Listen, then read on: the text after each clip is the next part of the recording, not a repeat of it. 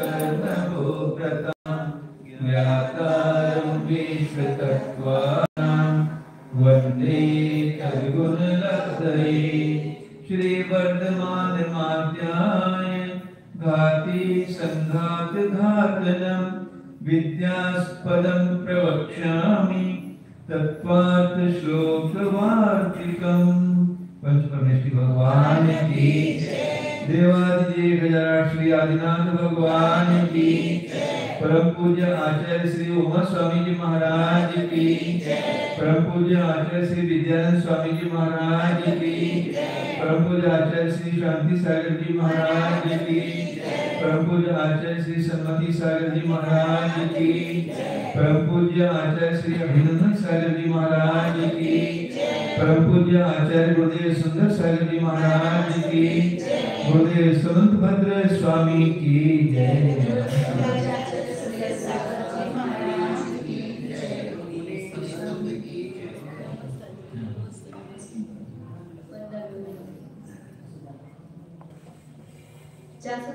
Page पर यहाँ से याद से लो ये उच्चारने का पड़ा जैसे लगता लिखने का पढ़ना पड़े थोड़ा सा याद ध्यान नहीं गया था। ये अपने दृष्टि का भाव से हाँ अपने द्रव्य क्षेत्र काल भावों से घट को अष्टि कहते हैं। उसी समय पर संबंधी द्रव्य क्षेत्र काल भावों करके घट का नास्तित्व भी प्रस्तुत है। अनुजीवी प्रतिजीवी हो रहे भाव अभाव दोनों का बल समान है। दोनों का बल समान है। अस्थि नास्ति भाव अभाव दोनों भी आत्मा के गुणादि दोनों समान बल वाले। यदि भाव पक्ष को सामर्थ्यशाली और अभाव पक्ष को निर्बल माना जाएगा तो निर्बल द्वारा बलवान की हत्या करने पर सांकर्य दोष हो जाने के कारण वस्तु स्वयं को भी रक्षित नहीं रख सकेगी। क्या हुआ? भाव को बलवान माना और अभाव को निर्बल माना तो भगवान के द्वारा अभाव की क्या हो जाएगा? हत्या हो जाएगी तो दोनों संकट हो जाएगी। दोनों वस्तु मिल जाएगी। वस्तु की नास्ति नहीं होगी तो वस्तु की सुरक्षा ही नहीं हो पाएगी। क्या आचार्य बलवान के द्वारा निर्बल की हत्या कर दी। यहाँ अस्थि और अनास्थि भी है ही। शनि शनि भोजन करने पर मध्य में अस्पर्शन और अरसन के व्यवधान पड़ रहे जाने जा रहे हैं।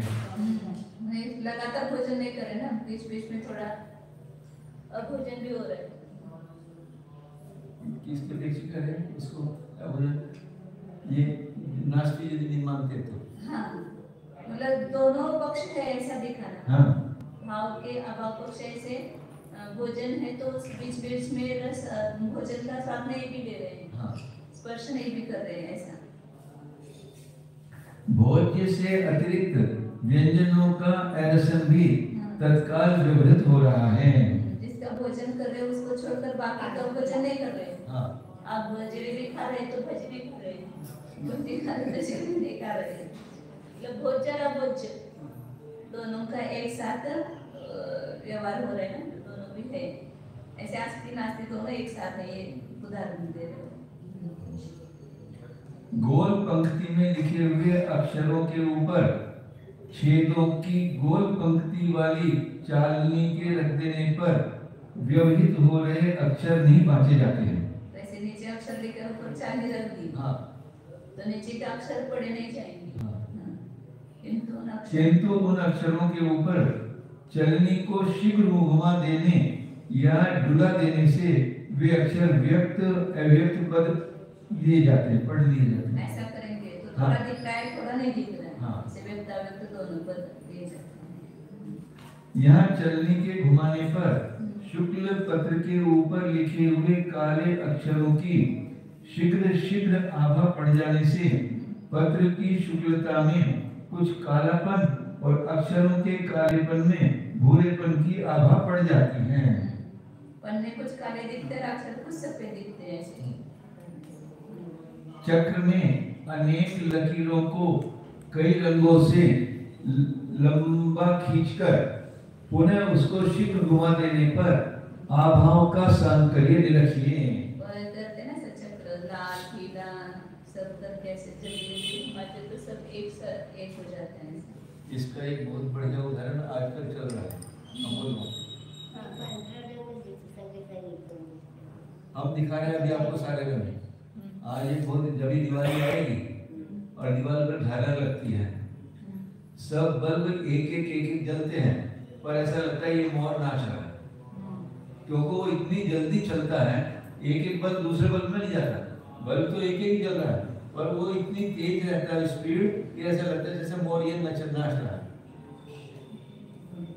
क्या कर रहे हैं? मोके आकार में नहीं नाचता, वो नहीं दिखाते मोर, ऐसी जरूरी कैसी चीज है। तो ये केवल ये है कि ये शीघ्रता से दिखाया गया उसका, पर वो अपने में एक ही है। उसका सांकर्य नहीं हो रहा है। हाँ, सांकर्य नहीं हो रहा है। अस्थि नास्ति का सांकर्य नहीं है। अस्थि भी अपनी जगह है, नास्ति भी अपनी जगह है। साथ ही मध्य में रीते अंतरालों को भी देखते जाइए। चौकी पर धरे हुए भूषण को देखते समय सिंह सर्पादि का अभाव ही हमको निर्भय कर रहा है। अन्यथा सिंह सर्प विष आदि के सद्भाव की प्रतीति हो जाने पर भूषण भोजन आदि को छोड़कर दृष्टा रसीयता स्पष्टा पुरुष न जाने कहाँ भागता फिरेगा। एक का सद्भाव है, दूसरे का अभाव है। वहाँ पर मतलब हाँ, भूषण को आभूषण को देख रहे तो उसका सद्भाव है, और वहाँ सिंह सर्पादिक नहीं देख रहे तो उसका अभाव है वहाँ पर। तो यहाँ पर सद्भाव और अभाव दोनों एक साथ ही है। यदि वो अभाव नहीं होता तो फिर ये सिंहादि को भी उनका भी वहाँ सद्भाव देखते तो फिर भाग करके चले जाते। यों जगत के सभी व्यवहार लुप्त हो जाएंगे, शून्यवाद छा जाएगा। अतः भाव अभाव स्वभावों से गुंफित हो रही वस्तु माननी पड़ती हैं। यों स्वीकीय देश देशांश गुण गुणांशों से अस्तित्व स्वरूप और अन्य दीप देश देश अन्य दीय दूसरा अन्य की है अन्य दी वो जो शब्द को मदीय मेरा मतलब तेरा ये ऐसा लगता है। मतलब आपका ऐसा होता है। अन्य दीय अन्य दीय देश देशांश गुण गुणांशों करके नास्ति स्वरूप हो रहे पदार्थों में स्वभावभूत अपेक्षित धर्मों और सप्तभंगी विषय कल्पित धर्मों का अवलंब लेकर स्यात् अस्ति स्यात् नास्ति स्यात् अवक्तव्य स्यात् अस्ति नास्ति स्यात् अस्ति अवक्तव्य स्यात् नास्ति अवक्तव्य स्यात् अस्ति नास्ति अवक्तव्य, ये सातों वाक्य बना लिए जाते हैं। देश देशांश गुण गुणांश करके नास्ति स्वरूप हो रहे पदार्थों में स्वभावभूत अपेक्षित धर्मों और सप्तभंगी विषय कल्पित धर्मों का। सप्तभंगी को कल्पित धर्म ऐसा होता है। कल्पित मतलब जो नास्ति जिनकी कल्पित धर्म का अवलंबन लेकर स्यात् अस्ति स्यात् नास्ति स्यात् अवक्तव्य स्यात् अस्ति नास्ति संयोग के उसको कल्पित करते हैं। गौण रूप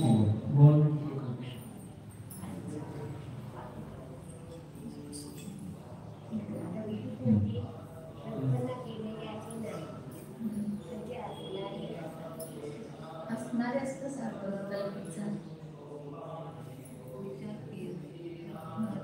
ये जो मुझे लगता है कि ये जो भूल किया ना उसको कल्पित करोगे ज़्यादा अस्ति अवक्तव्य अस्ति नास्ति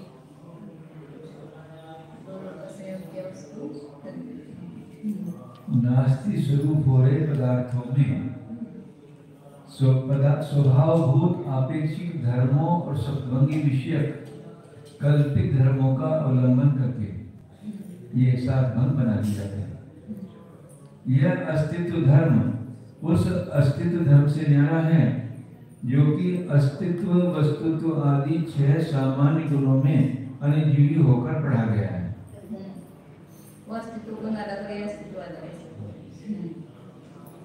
अस्तित्व के समान नियत्व, एकत्व, महीयस्व, पूज्यत्व आदि धर्मों का आलंबन पाकर शब्द मुद्रा करके अगणित संख्यात सप्तभंगियां हो सकती हैं और ज्ञान मुद्रा से अनंती सप्तभंगियां समझ ली जाती हैं। शब्द की अपेक्षा से संख्यात बनेगी और ज्ञान में तो अनंत सप्तभंगियां बनेगी।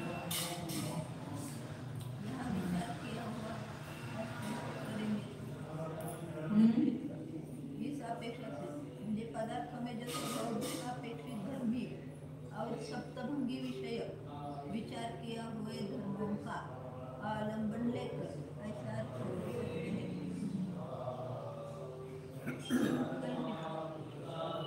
हाँ, सकलादेश और विकलादेश द्वारा प्रमाण सप्तभंगी और नए सप्तभंगी का प्ररूपण हो जाता है। यह सारवार का चमत्कार है। अब अनेकांत के विवरण को यों परखिए।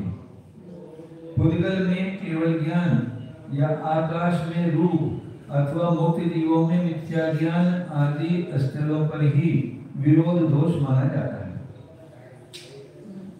किंतु अग्नि में शीतलता, जल में उष्णता, सूर्य का पश्चिम में उदय होना, विष भक्षण से आरोग्य होना, एक ज्ञान में प्रामाण्य अप्रामाण्य दोनों का होना आदि विरोधी शरीर के दिख रहे विषयों में विरोध नहीं है। सूर्य का पश्चिम में उदय होना उधर क्या आएगा? हाँ हाँ हाँ, वो बोल रहे हैं ना, हाँ। पानी में उष्णता भी है। हाँ। ये विरोध दिख रहा है लेकिन विरोध नहीं है इसमें। विष भक्षण से आरोग्य होना ये भी तो होता है ना। तो ये विष भी औषधि बन जाता कहीं देती है ना हाँ। दवाई ना, तो उससे भी ठीक होते हैं। वो इसके आंखें में किया वो हाथ में वो विष डाल दिया तो उसकी वाप से उसकी आंखें ठीक हो गए, सभी आता है ना दृष्टांत। विरोधी शरीर के दिख रहे विषयों में विरोध नहीं है, परंतु ऊपर जो दिखाई हुए तो विरोध है। पुद्गल में कभी केवल ज्ञान नहीं हो सकता, आकाश में रूप नहीं हो सकता, मुक्त जीवों में मिथ्या ज्ञान नहीं हो सकता। आगे देखिए, एक देवदत्त में पितापन, पुत्रपन, भांजापन, भतीजापन, भाईपन, भतीजा, भांजा मतलब बहन का लड़का, हाँ, भतीजा भाई का, आदि धर्म अविरोध रूप से वर्त रहे। संयोग संबंध से पर्वत में अग्नि है, किंतु निष्ठत संबंध से अग्नि में वही पर्वत ठहरता है। स्वनिष्ठ विषयता, निरूपित विषयता संबंध से अर्थ में ज्ञान निवास करता है। स्वनिष्ठ विषय, निरूपित विषय ज्ञान निवास करता है। हाँ।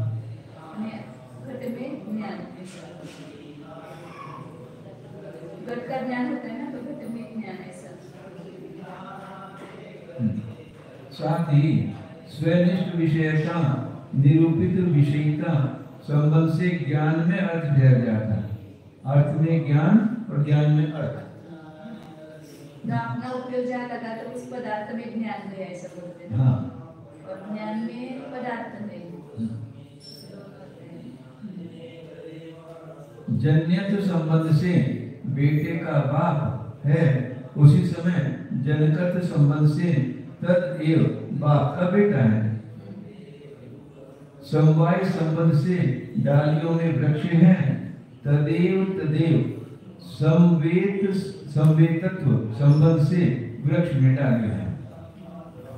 यो धर्मी का धर्म बन जाना और धर्म का धर्मी बन जाना जैन सिद्धांत के अनुसार कोई विरोध नहीं रखता है।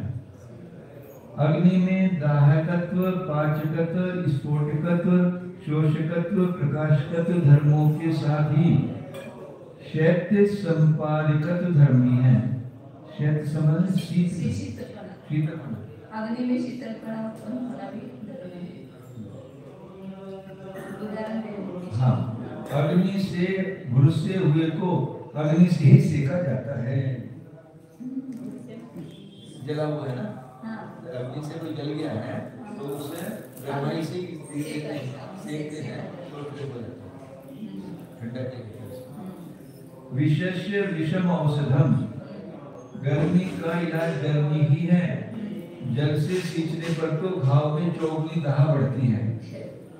जल की जमाई हुई बर्फ के टुकड़े टुकड़े में गर्मी घुसी हुई है, समुद्र से बढ़वा लगे हुए है। देखो जल में उष्णता कैसे बढ़ता है? बर्फ पर उष्ण होता है, बर्फ जो जल से जमाया गया है ना, फिर उसमें गर्मी घुस जाती है। यानी उसकी तासीर ठंडी नहीं है, हाँ, बर्फ की बर्फ के नहीं, बर्फ उष्ण गर्म होता है। लगता और है सेकते हैं ना, वहाँ पर ये करते हैं, सेकनाई वहाँ पर। हाँ, तो ठीक होता है। बर्फ से। हाँ, बर्फ से सिकाई करते हैं। समुद्र में बड़वा नल है।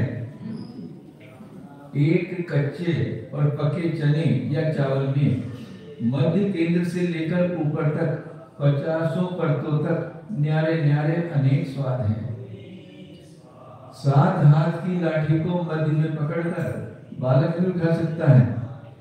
इसके उष्टम अंश भाग को पकड़कर युवा पुरुष उठा लेता है, किंतु अंतिम मात्र आधा इंच भाग को पकड़कर तो कोई बड़ा पहलवान ही भी नहीं उठा सकता।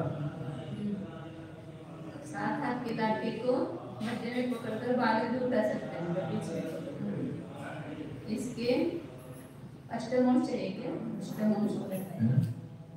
इसके अष्टमांश भाग को पकड़कर युवा पुरुष उठा लेता है, किंतु अंतिम मात्रा का इंच भाग को पकड़कर, आधा इंच भाग को आधा पकड़कर इंच भाग को पकड़कर तो कोई बड़ा पहलवान भी नहीं उठा सकता। ऐसे हाँ। नहीं उठा सकता। नहीं उठा सकता। पूरा कैसे उठाएगा? पूरा उठाएगा। हाँ। यहाँ लाठी के वो सर्कस में कसरत करते हैं ना, वो ऐसे हाथी पर करके और इस पर ऐसे छोटे-छोटे पर वो ऐसे प्रयोग करते हो। किंतु अंतिम मात्र आधा इंच भाग को पकड़कर तो कोई बड़ा बलवान भी पहलवान भी नहीं उठा सकता।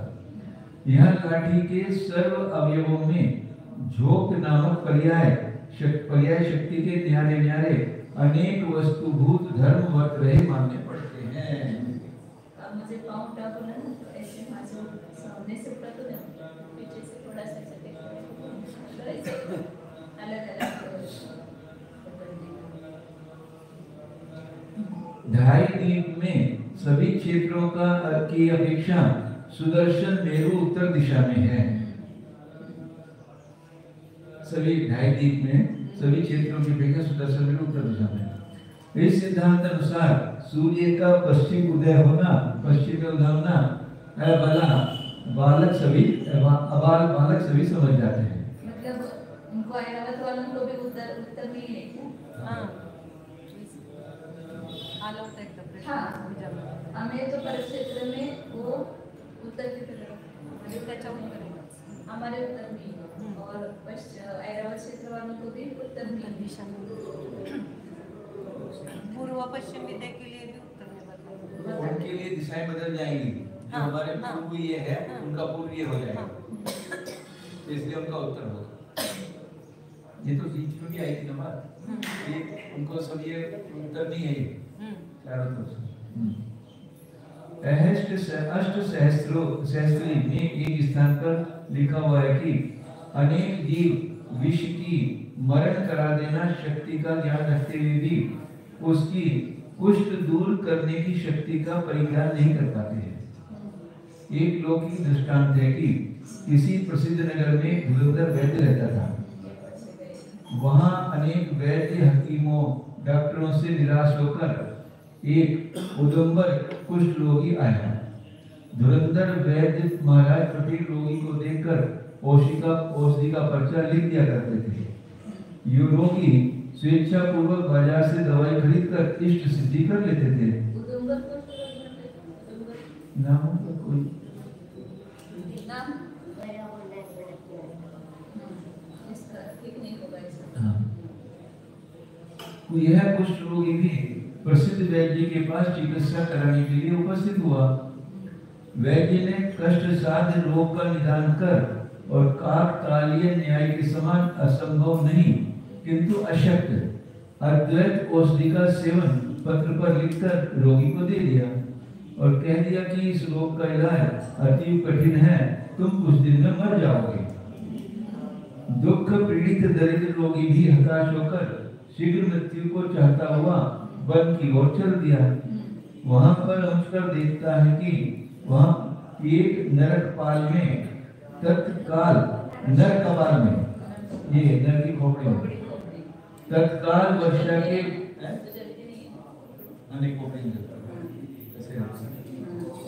नर कपाल में तत्काल वर्षा के भरे हुए पानी को काला भुजंग पी रहा है, शरब पी रहा है। मरण कांक्षी कोड़ी ने मृत्यु का बढ़िया उपाय समझकर खोपड़ी के विस्मय जल को ढाक कर पी लिया।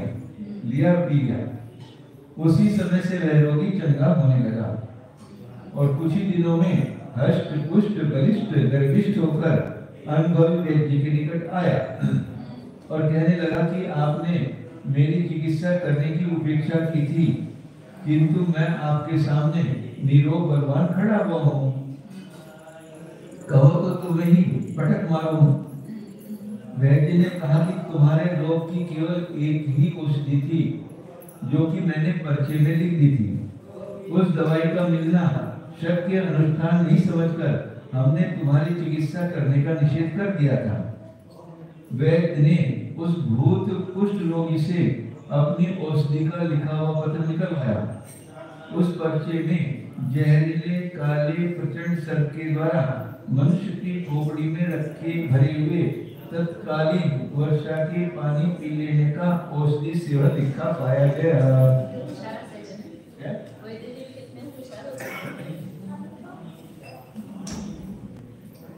यो अनेकांत का साम्राज्य सर्वत्र छा रहा है। बताते थे कि लड़की आती है ना, ये वंदी थी और उसको कोई बॉल आके लग गई, उसका खून निकल आया। वर्दी जी की घटना बताई। वर्दी जी की घटना। अपने गणेश प्रसाद वर्दी जी। हाँ। पहले कहते थे वो क्या चिंदिया डांडू बोलते हैं ना, चिंदिया डांडू क्या बोलते हैं हिंदी में? गिल्ली डंडा। गिल्ली डंडा कहते थे। तो वो आप खेल रहे थे और एक लड़की को वो लग गई, गुल्ली आके लग बहुत ऐसे तेज थे, वो यहाँ लग गई, उससे आंखों से खून बहने लगा और फिर ये तो डर के मारे जा करके छिपके बैठ गए, अभी मुझे डांटेंगे करके। और वो डर गया और उसको खून निकल गया अशुद्ध, तो दिखने लगा। फिर उसके माता पिता ने पूछा क्या हुआ, तो ऐसे उनकी चिन्ह लगे, चलो चलो उनका उपकार हो गया ऐसा मान के वो सब लोग उनके घर गए ऐसा मानने के लिए और एक छिपके बैठे थे। हाँ, फिर उनकी जो गुरु है चिरंजा भाई क्या बोलते थे उनको, हाँ क्योंकि माँ माना था ना उन्होंने, वो थी तो बोले कि कहाँ है वो लड़का कहाँ है, तो बोले क्या हो गया। नहीं कुछ नहीं हमारे लड़के का वो ये रोग ठीक हो गया मुझे से, इसने हम उसका ये माना। तो मतलब उनको तो इतना डर गए थे, लेकिन उल्टा वो लगने से अच्छा हो गए।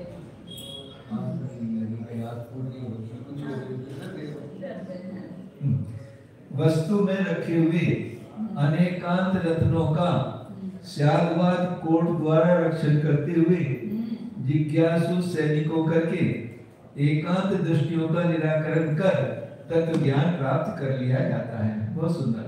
वस्तु में रखे हुए अनेकांत रत्नों का, हाँ, कोट कौन सा है? स्यागवाद कोट करते हुए जिज्ञासु सैनिकों करके एकांत दृष्टि तत्व ज्ञान प्राप्त कर लिया जाता है। निरंश परमाणु भी सांश है। सर्वथा परमाणु निरंश नहीं, अनेकांत बता रहे। सांश उसके हैं नहीं उसके भी भाग है ना, 6 परमाणु आकर के एक साथ उसके साथ 6 दिशाओं से बन जाते हैं ना, तो उसकी 6 दिशाएं 6 अंश हो गए ना परमाणु के, ऊपर नीचे और चारों दिशा। परमाणु आप ही अपना आदि भाग हैं और स्वयं ही अपना पूरा मध्य भाग है तथा स्वयं पूरा शरीर ही उसका अंत है। यो एक परमाणु में अनंतानंत परमाणु प्रविष्ट होकर संयुक्त हो रहे हैं, किंतु परमाणु भी एकांत रूप से निरंश नहीं है। चौकोर बर्फी के समान 6 पहलों को धारण करने वाले परमाणुओं के शक्ति की अपेक्षा 6 मूर्त अंश हैं। उस दिन आपका भी नहीं हुआ क्या? पानी मिलाते चुन्नी करो।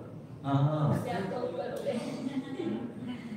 एक दिन चौके में उन्होंने बारिश के पानी चुना डाला था, थोड़ा ज्यादा हो गया होगा वो। तो उस दिन गए तो पानी एक भी अंजलि अच्छा नहीं लगा वो पानी पीने में, कोई किसी भी तरह का पानी अच्छा नहीं लगा, सूप का इसका। तो पानी को 1-2 घूंट पीने में आया ऐसा। और उस दिन उनकी तबीयत अच्छी हो गई थी, वो तो डर गए कि इतना आकर के क्षमा मांगी कि हमारे से ऐसी गलती हो गई, हमारी पराशर कर दी। तो सब आज महाराज को पानी नहीं मिला, उपवास था कर और आज पानी नहीं मिला। वो चुन्नी का पानी पीने से उनका पेट एकदम साफ था, तो पूरा निकल गया। का शमन हुआ उस दिन। नहीं तो उपवास के बाद बहुत पित्त होता है। वो 8 दिन में मुझे ऐसा लगता है कि 1 दिन पीना चाहिए। इतना पित्त का शमन हुआ, आज तक वो काम कर रहा है। हमें सबको दुख हुआ इतना उस दिन कि हमारे लिए पानी पी। हाँ, यद्यपि बर्फी के प्रत्यक्ष में 8 कोने दिखते हैं, तथापि बर्फी स्थूल है, परमाणु अति सूक्ष्म है। बर्फी के एक कोने से दूसरी बर्फी के कोने भले ही मिल जाएं, किंतु अन्य बर्फी के अखंड भीत नहीं भिड़ सकती है। अतः कोनों को उपमान न समझकर बर्फी के पहलों को परमाणु के अंशों का दृष्टांत मान लेना चाहिए। बर्फी की चौरस भीतें 6 हैं। यदि बर्फी के सभी ओर अन्य बर्फियां रखी जावें, तो मध्यवर्ती बर्फी की एक ओर की भीतों को छूती हुई 6 बर्फियां संसर्ग करेंगी। ठीक इसी प्रकार अत्यंत छोटे परमाणु की चारों दिशाओं में 4 और ऊपर नीचे इस प्रकार 6 परमाणुएं न्यारे न्यारे 6 अंशों में संबंधित हो जाएंगी। तभी मेरु और सरसों की समानता का दोष प्रसंग भी निवृत्त हो सकेगा। मेरु पर्वत और सरसों, पर्वत बहुत बड़ा है, सरसों बहुत छोटा है, लेकिन उसका भी आकार ऐसा बोल रही है। उसको भी आकार कि समानता का दोष प्रसंग भी निवृत्त हो सकेगा। अतीव अनियान पदार्थ भी निरंश होकर शांत से हैं। अनियान अणु, छोटा छोटा से छोटा, अनियान अनु अनियान महतो छोटे से भी छोटा, उसमें आत्मशासन में आया, आत्मशासन में आया ना वो। वो जो याद पदार्थ नहीं जो ये से बड़ा अणु से छोटा और आकाश से बड़ा कौन है? कौन है? अणु से छोटा याचक, अणु से छोटा है याचक। जो साधु याचना करता है वो अणु से भी छोटा हो जाता है, और जो बिना याचक की अपना पूरा जीवन निकालता है वो आकाश से बड़ा है। निष्प्रभ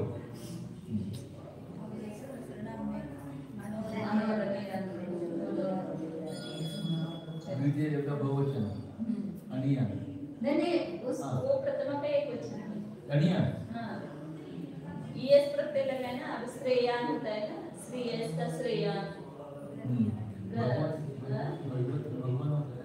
वो ईएस नहीं है, वो वच प्रत्यांत है। और ईएस और बनता है श्रेयस, स्वी का श्रेयस बनता है, गरियस बनता है, लगियस बनता है। तो चलाएंगे तो लगियान लगियान लगियान एक प्रथमा का एक वचन है, लगियान लगियांसो लगियांसो, ऐसे अनियान अनियांसो अनियांसो तो ऐसे हो जाएगा। प्रदेशों की अपेक्षा भिन्न भिन्न क्षेत्रों में वर्त रहा आकाश पदार्थ कल्पित शांत है, साथ ही अखंड द्रव्य हो रहा आकाश निरंश भी है। आकाश से आत्मा भी, हाँ से आत्मा भी अखंडित होते हुए निरंश स्वयं अखंड है। तो ये तो आकाश को कल्पित सांस है, मतलब वो कल्पना से अंश की है ना ऐसे। है नहीं, हाँ, है तो मतलब अखंड, अलग अलग नहीं है। अखंडित ही आकाश। हाँ, कल्पित है मतलब ऐसा भी नहीं कल्पित है कि नहीं है कल्पना किया है ऐसा। अखंड में अपन खंड कल्पना करते हैं ना, इसे कल्पना करते हैं। जैसे अभी एक टेबल है, अखंड है कि कैसा है, अखंड है, फिर इसमें वो भाग ये भाग अलग अलग है। चौकोर बर्फी के समान जैसा परमाणु है, ठीक उसी प्रकार आकाश द्रव भी 6 पहल वाला पूर्व पश्चिम उत्तर दक्षिण, पूर्व पश्चिम दक्षिण उत्तर ऊर्ध्व अधर इन 6 ओर से एक सा चौकोर हो रहा अखंड द्रव्य है।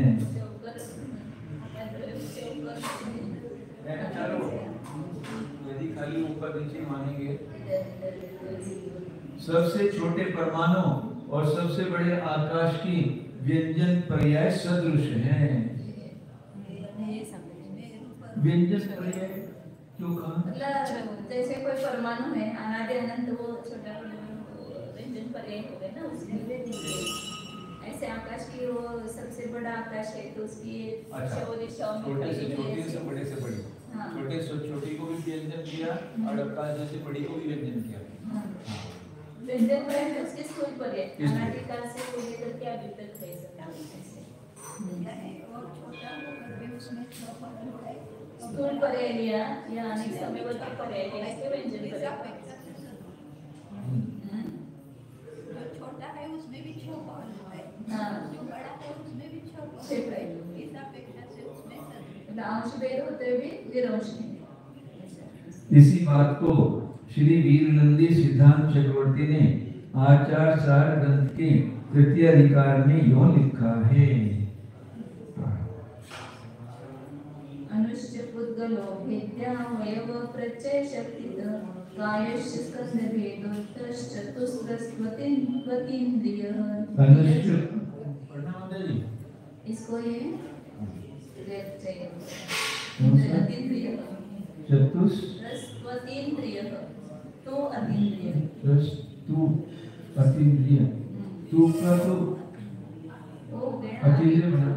हाँ, नहीं आगे दिए हो गए ना, खाली उसके जोड़ना है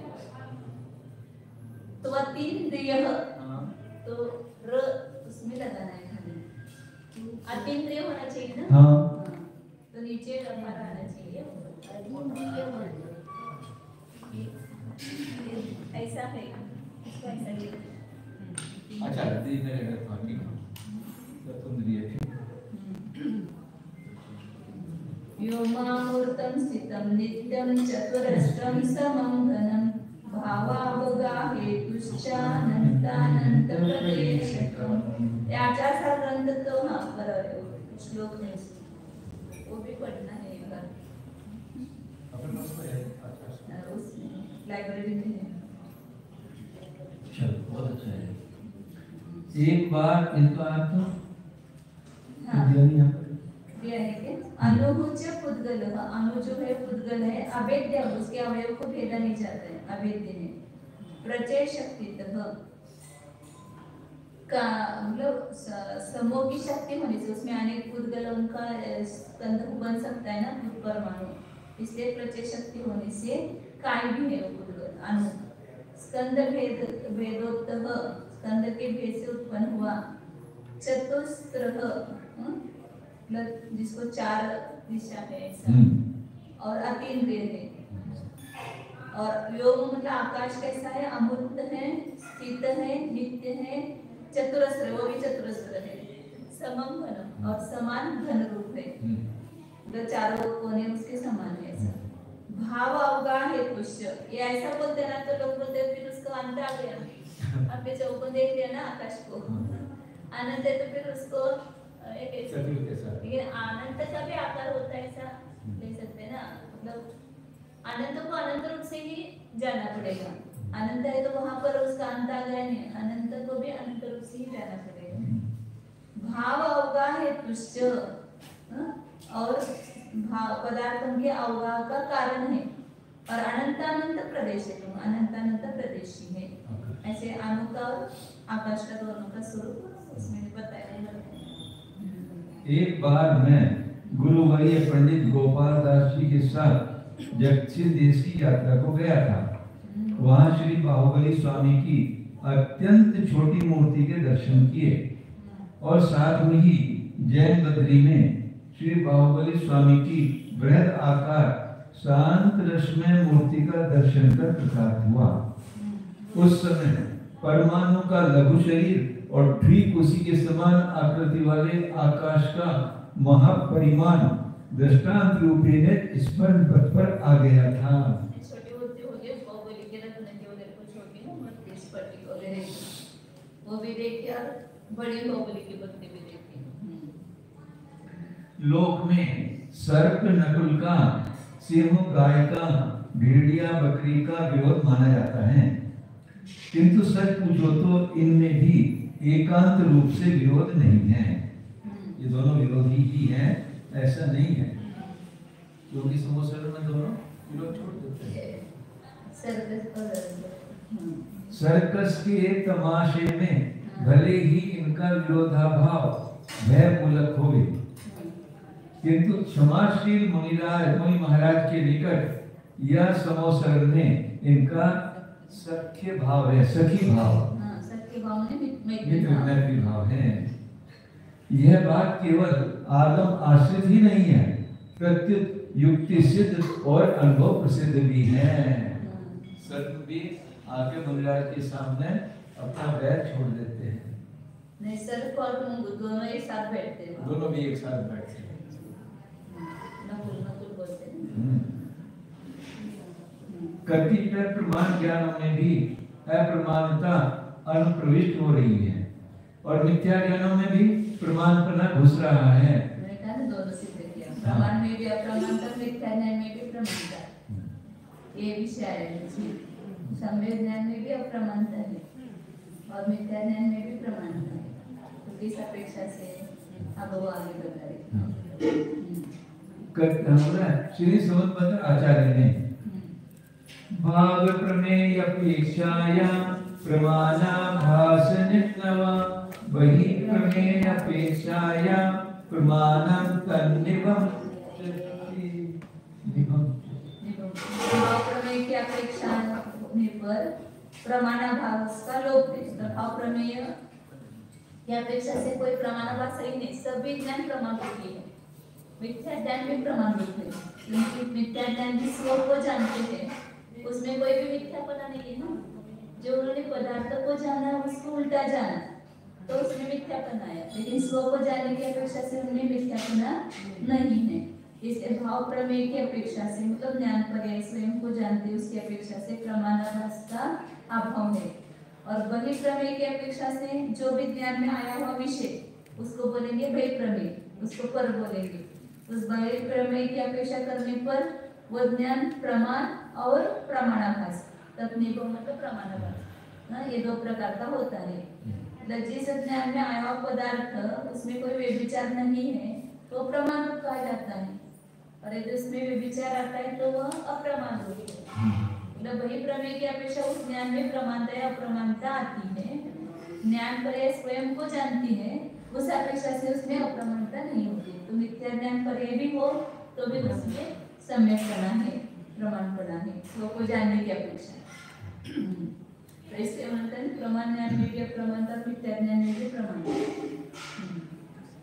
इस कारिका द्वारा उक्त प्रामाण्य अप्रामाण्य के अनेकांत को पुष्ट किया है।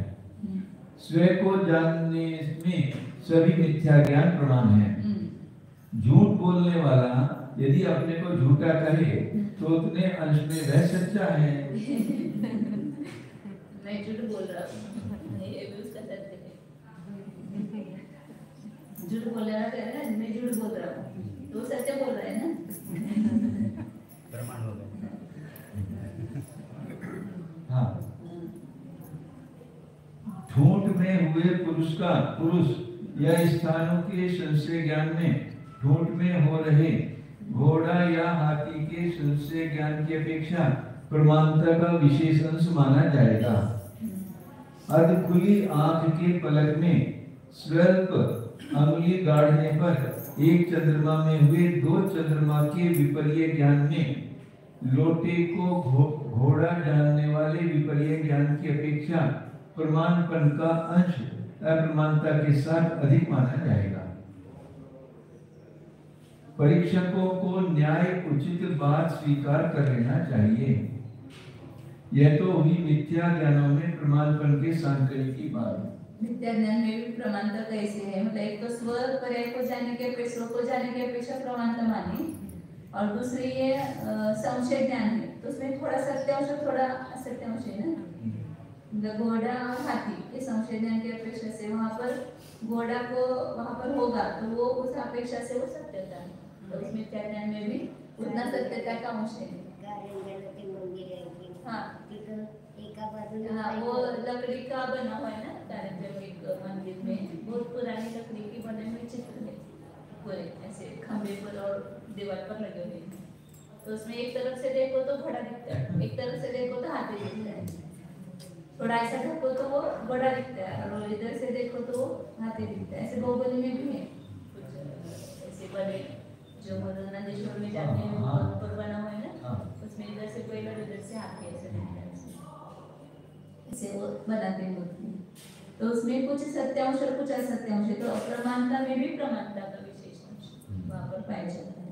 अब प्रमाण ज्ञान में प्रमाणता कैसे वो दिख रहा है बताया। अब बहुत से सर्वांग रूपेण प्रसिद्ध हो रहे प्रमाणों में भी अप्रमाणपन की झलक निरखी है। मति ज्ञान और शुद्ध ज्ञान अपने अपने विषयों में एक देश से अविसंवाद रखते हैं। अवधि ज्ञान और मन परिज्ञान तो अपने नियत विषयों में पूर्ण रूपेण संवादी हैं। हाँ, केवल ज्ञान संपूर्ण वस्तुओं को जानने में परिपूर्ण विषय है। इस कारण परिपूर्ण रूप से प्रमाणपन का अधिकारी है। पूर्णता प्रमाण को नहीं केवल ज्ञान ही है, पूर्णता परिपूर्ण रूप से प्रमाणपन का अधिकारी है केवल ज्ञान। इस प्रकार पांचों ज्ञानों में 3 ढंग से प्रमाणपना प्रसिद्ध हो रहा है। भले ही केवल ज्ञान सबको जानता है, फिर भी रसना इंद्रिय जनित प्रत्यक्ष से जैसे लड्डू के रस का अनुभव होता है, वैसे केवल ज्ञान से नहीं।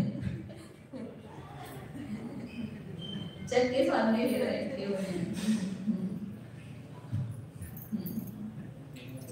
केवल ज्ञान की विषयता से इंद्रिय जन प्रत्यक्षों की विषयता बाल बाल न्यारी बची हुई है। जैन न्याय का यह अखंड सिद्धांत है कि यावन्ति कार्याणि तावन्त स्वभाव भेदा वस्तुनि सन्ति। जितने भी छोटे बड़े कार्य हैं जिस अर्थ से होते हैं, उतने वस्तुभूत स्वभाव उस पदार्थ में अनिवार्य विद्यमान है। मन पर्याय और अवधि ज्ञान में भी देशघाती प्रकृतियों का उदय कुछ बिगाड़ कर देता है। तभी तो यथा यत्र अविसंवाद तथा तत्र प्रमाणता, यह सिद्धांत जागरूक हो रहा है। सफल प्रवृत्ति जनकत्व, निर्बाधत्व, समारोप विरोधकत्व, इनमें से कोई भी अविसंवाद जहाँ जैसा जितने प्रमाण में घटित होगा, वहाँ उतने परिमाण में प्रमाणपना माना जाएगा। ये सिद्धांत यथा यत्र अविसंवाद, जिस प्रकार जहाँ पर असंवाद है उसमें प्रमाणता है, और जिस विषय में भी अविसंवाद नहीं होगा उस विषय की अपेक्षा से उसमें विसंवाद होगा ना, अप्रमाणता होगी। हाँ।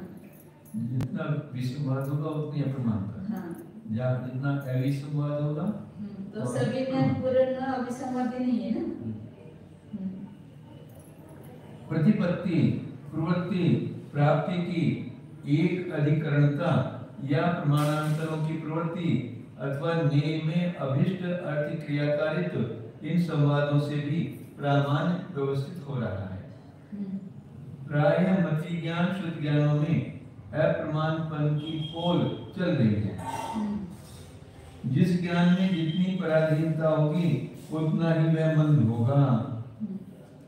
चाक्षुष प्रत्यक्ष को ही लीजिए, किसी वृक्ष को एक कोस दूर से देखा जाए छोटा दिखेगा, जितना जितना वृक्ष के निकट पहुंचते जाएंगे उतना उतना बड़ा दिखता जाएगा। तो छोटा है कि बड़ा है? चक्षुरेंद्रिय से वही वृक्ष हाँ, अलग अलग समय पर अलग दिख रहा है। ऊपर से देखते हैं तो वस्तु एकदम छोटी दिखती है। वृक्ष की ठीक लंबाई चौड़ाई कहाँ से दिखती है, इसका निर्णय करना कठिन है। यूं तो इनमें से सभी प्रत्यक्ष अपने द्वारा ठीक ठीक जानने का दावा बखान रहे हैं। आखिर वृक्ष की यथार्थ लंबाई चौड़ाई किसी न किसी प्रत्यक्ष से दिखती जरूर है। अथवा क्या सूर्य विमान के गड़बड़ प्रत्यक्षों के समान ये प्रत्यक्ष भी होंगे?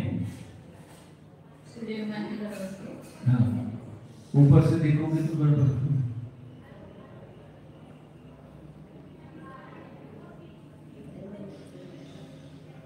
सूर्य विमानाचा गडबड प्रत्यक्ष काय घ्यायचं? लोग से उसके ऊपर से देखेंगे तो वो सब वस्तुएं छोटे दिखाई देती है। और अभी फोटो भी दिखाते हैं ना ऊपर से। हाँ, तो छोटा हाँ। नजदीक बड़ा। इतने पतला आदमी हो यदि नजदीक से फोटो दिखा दोगे तो मोटा दिखेगा। आखिर वृक्ष की यथार्थ लंबाई चौड़ाई किसी न किसी प्रत्यक्ष से दिखती जरूर है। अथवा क्या सूर्य विमान के गड़बड़ प्रत्यक्षों के समान ये प्रत्यक्ष भी होंगे? वास्तविक इनकी परीक्षा दुस्साध्य है। इसी तरह दूर से वृक्ष का रूप काला दिखता है, निकट से हरा दिखता है, मध्य स्थानों से देखने पर हरे और काले रंग का मिश्रण तारतम्य रूप से प्रतीत हो रहा है। वृक्ष का ठीक रूप किस स्थान से दिखा है, इसका निर्णय कौन करे? एक शुक्ल वस्त्र को घाम में, छाया में, दीपक के प्रकाश में, बिजली के प्रकाश में, उजाला में देखने पर अनेक ढंगों के शुक्ल रूप दिखते हैं। भले ही बिजली आदि निमित्तों से वज्र की वस्त्र के शुक्ल रूप में कुछ आक्रांति हो गई होए, फिर भी इस बात का निर्णय करना शेष रह जाता है कि वस्त्र का असली वर्ण किस प्रकाश में दिखा था। न्यारी न्यारी आखिर भी रूप के देखने में बड़ी गड़बड़ मचा देती हैं। हाँ। अलग अलग लाइट होती है तो अलग अलग दिखता है ना। इसकी सफेद और अलग अलग लाइट के प्रकाश में अलग अलग दिखता है। लेडीज को देखो, जब वो ब्लाउज की मैचिंग करने जाती है तो अंदर तो बड़ा चकाचौंध रहता है उनका, वो ठीक बिल्कुल बाहर आके सूर्य के प्रकाश में देखती है मैच ठीक हो रहा है। अंदर तो अलग लाइट रहती है ना, तो उसका सही रंग दिखाई नहीं देता, फिर बाहर निकाल कर देखते उसकी मैच ठीक। हम केरल में एक बार गए थे दर्शन करने। एक मंदिर था, उसमें एक विचित्र मूर्ति, एक घर की नहीं है, लेकिन वो स्वामी जी हमको दिखाने के लिए भेजे थे वो मूर्ति, मतलब दर्शन करने के लिए।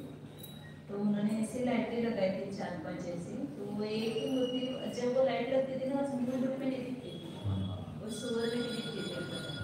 पीला लाइट लगाते थे एकदम सुअर में दिखती थी। और ऐसे अलग अलग नील रंग की इसके अलग अलग लाइट लगाते तो अलग अलग दिखती, वो मूर्ति दिखती नहीं थी। सब लाइटें बंद करते थे तो वो चांदी की दिखती थी, चांदीची होती मूर्ति, परंतु ती लाईट लावली की ते बरोबर सोन्याची दिसायची मूर्ती, म्हणजे दुसऱ्याच लाईट लावली की ते असे स्फटिक निर्मणी वगैरे अशी दिसायची। घड़ी बनाने वाले या चित्र दिखाने वाले पुरुषों के पास एक प्रकार का कांच होता है। उस कांच के द्वारा 10 गुना या 1000 गुना लंबा चौड़ा पदार्थ देख लिया जाता है। पिक्चरों में तो ये होता था ना, फिल्म तो छोटी सी होती है, सामने जो उसका लेंस का पड़ता था तो पूरा पड़ जाता। सूक्ष्म कीटों को देखने वाले यंत्र से तो एक बाल भी मोटी रस्सी के समान दिख जाता है। इसी प्रकार एक ये आता ना पढ़ने वाला लेंस आता है, अभी कल हम पढ़ रहे थे तो वो एक मात्रा है या 2 मात्रा, इस चश्मे से भी नजर नहीं आ रहा, तो अंदर भावा की लेंस लगा के देखो इसका एक मात्रा है। इसी प्रकार चक्षु इंद्रिय में प्रतिबिंबित हो रहा पदार्थ भी यथा यथम एक लाख गुना प्रतिभास हो जाता है। इससे चक्षु के अप्रापिकारीपन का निराकरण नहीं हो जाता है। हाँ, यथार्थ ग्रहण को धक्का अवश्य लग जाता है। पंचायत उदाहरण देखिए, अनेक काम के लिए दे रहे हो, एक ही प्रकार से नहीं है, इससे अनेक प्रकार बहुत बड़ा है। 520 तक 505